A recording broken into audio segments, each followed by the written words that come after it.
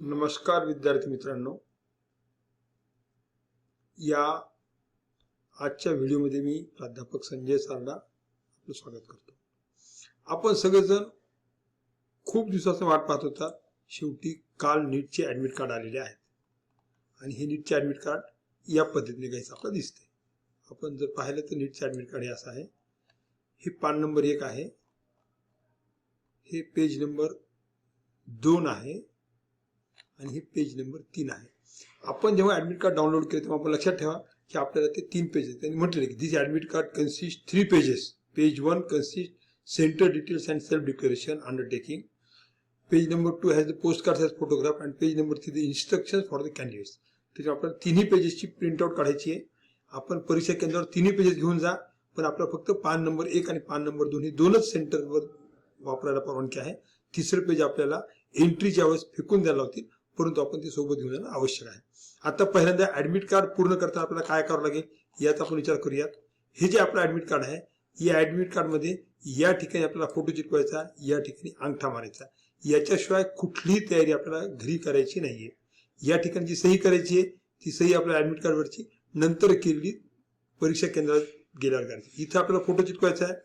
Photo चिटकवल्यानंतर आपल्याला याच्यावर across सही करायची आहे आणि इथे सही करायची आहे। दोन्ही सह्या इन्व्हिजिलेटरच्या उपस्थित करायच्या आहेत। सेल्फ डिक्लेरेशन जे आहे या ठिकाणी तुमचं इथे जे काही कॅन्डिडेट नेम लिहिले ते नाव लिहा। रेसिडेंट ऑफ इथे असणाऱ्या जागेप्रमाणे नांदेड महाराष्ट्र, परभणी महाराष्ट्र, वसमत डिस्ट्रिक्ट परभणी महाराष्ट्र स्टेट किंवा MS इतकं जे लिहितं चालेल, अशा पद्धतीने आपल्याला सेल्फ डिक्लेरेशन लिहायचं आहे। आता या ठिकाणी आपण जेव्हा ॲडमिट कार्डवर फोटो चिटकवतो तेव्हा हाच फोटो चिटकवायचा आहे, याच सहित चिटकवायचा आहे। म्हणजे आपण जो अपलोड केलेला पासपोर्ट साईज फोटो आहे तो चिटकवायचा आहे। कसा चिटकवायचा आहे तर मी तुम्हाला सांगेन, दाखवेन मी। हा जो फोटो आहे इथला, हाच फोटो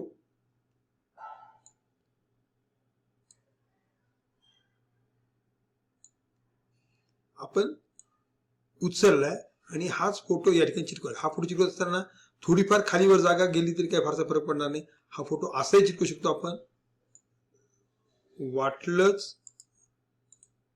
तर हा फोटो आपण असा चिटकवण्याच्या ऐवजी असा थोडासा खाली आला तरी चालेल, परंतु या पद्धतीने आपल्याला हा फोटो चिटकवायचा आहे। अंगठा जो आपल्याला मारायचा आहे तो या ठिकाणी चिटकवायचा। आपल्याला अंगठा मारायचा, डाव्या हाताचा अंगठा। अंगठा मारायचा पाहायचं, तुम्ही जिथे पाहिलं जसं लक्षात येईल की अंगठ्यातलं टेक्स्चर खूप स्पष्टपणे दिसते। असं स्पष्टपणे टेक्स्चर दिसलं पाहिजे असं पहा, नाहीतर या ठिकाणी अंगठा ब्लर झालाय, आतल्या मधल्या रेषा दिसत नाहीत असं नको। आता आपल्याला पान नंबर 2 वर जो फोटो चिटकवायचा त्याच्यावरती विचार। हे पान नंबर 2 आहे। या पान नंबर 2 आपण फोटो आणलेला आहे। हा फोटो चिटकवत असताना थोडासा वर गेलाय ते काही फारसा फरक पडणार नाही। या पद्धतीने हा फोटो आपल्याला या ठिकाणी चिटकवायचा आहे। ठीक आहे, ह्या दोन गोष्टी केल्या की आपलं पूर्ण झालं आहे। आता याच्यानंतरचा विषय येतो तो आपल्याला परीक्षा केंद्रातला ड्रेस कोड काय आहे, काय वस्तू वापरायच्या आणि कसं परीक्षा केंद्रात आपण जायचंय, या सगळ्याच्या बाबतीत मी तुम्हाला सांगेन।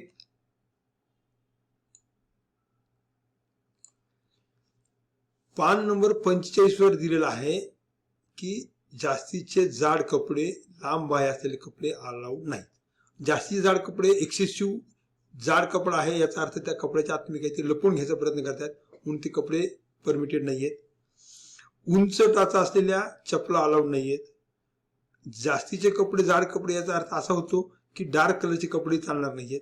मग आपण काय करायचं तर शॉर्ट स्लीव्हचा शर्ट, टी शर्ट घालावा। मग त्याला कॉलर असली काय नसली काही फारसा फरक पडणार नाहीये। स्लीवलेस जरी आपण घातला तरी काही फारसा फरक पडणार नाहीये।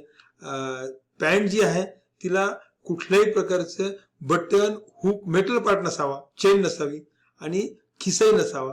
खिसा जर असेल तर तो खिसा आपण तात्पुरता शिवून बंद करून टाका किंवा खिसा कापून टाका।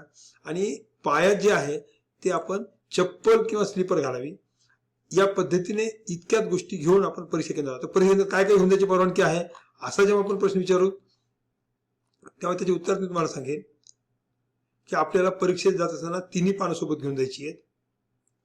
एक आपल्याला छोटा फोटो जो हा आहे तो ऍडमिट कार्डवर आपल्याला चिटकवायचा आहे आणि एक सोबत घेऊन जायचा आहे। त्याच्यानंतर एक मोठा फोटो घरून चिटकवायचा, तिथे घेऊन जायचा आणि परीक्षा केंद्रात गेल्यावर हे करायचं. काय काय वस्तू घेऊन जाते तिथे? ऍडमिट कार्ड घेऊन जायचं, एक ओरिजिनल आयडी प्रूफ घेऊन जायचा आहे, अटेंडन्स शीटचा एक फोटो घेऊन जायचा. आपण जर आरक्षणाचा लाभ मागितलेला असेल हँडिकॅप सर्टिफिकेटचा तर आपल्याला ते सर्टिफिकेट घेऊन जावं लागेल. आपण एक ट्रान्सपरंट पाण्याची बॉटल आपल्याला आवश्यकता असेल तर आपण परीक्षा केंद्रात घेऊन जाऊ शकतो, परंतु आपल्याला कुठल्याही पद्धतीने परीक्षा केंद्रामध्ये मोबाईल फोन वगैरे वापरायची परवानगी नाहीये. आता याच्यानंतरचा विषय येतो तो मी आता तुम्हाला म्हणालो की परीक्षा केंद्रावर आपण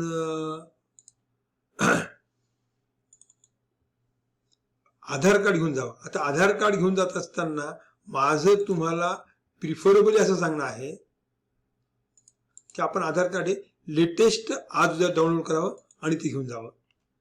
ते आधार कार्ड आत्ता अशात आपण डाउनलोड केलं कसं दिसेल याच्या उत्तरादाखल मी तुम्हाला सांगेन.